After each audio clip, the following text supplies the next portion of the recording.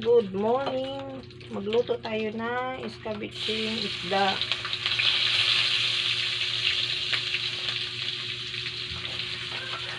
Sibuyas, bawang. Gusto natin kasi. Layo pa bibi ko, matalsik ang kahit. Tapos itong kamatis.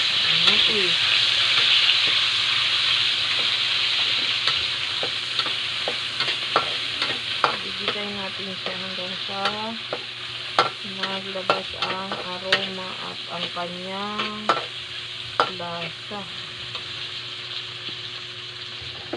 Then, iyan na natin yung pritong bangus. Isda. Oo, lahat ng isda po pwede. Kahit anong klaseng. Ay, hindi. Tilapia. Yan ang pwede. Tilapia, galunggong, pwedeng ganito. Lutong ganito.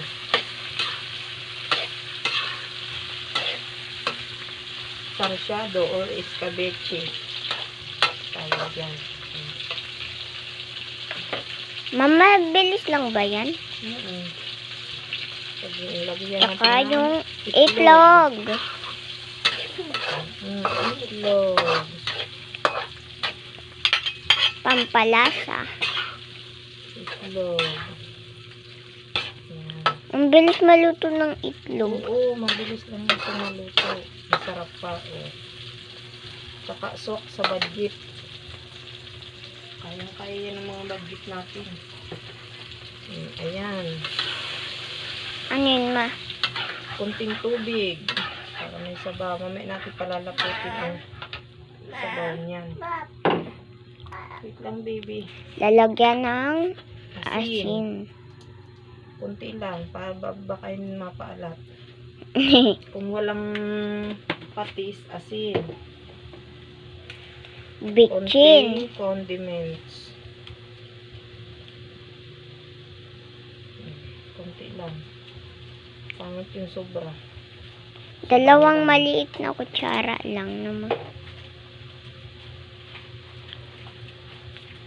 Ano yun, ma? Pamintan, durog ha, para mabango. Huwag naman yung buo. Nasa sa inyo kung gusto niyo yung buo. Gusto ko durog. Para mabango. Lagyan natin siya ng pampalapot. Cornstarch. Cornstarch. Para lumapot ang sabaw. Ah, sakit. Lagyan natin kunting sabaw. Napalapot naman ata ng sobra. Dagdag lang tayo. At pag malapot ang sabaw, pwede tayong mag-add ng sabaw. Tapos, kunting asukal. Para balanse lang to ng lasa. Pang balanse, hindi tamis. Pang balanse ng lasa.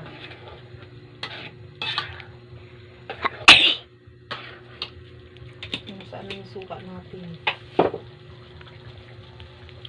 Yan, May sili. suka. Hindi. May sili ito pero hindi naman siya tatalab ang anghang kasi hindi durog ang sili. Kunting suka lang. Balanse lang yan ng lasa.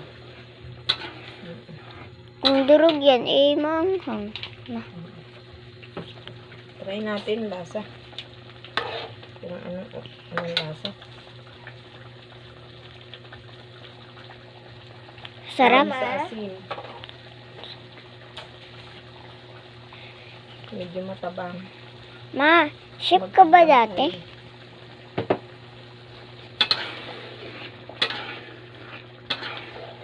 Ayan. Kim. Ayun, okay na. Tapos na. Ito na. Ayan na. Oh, diba?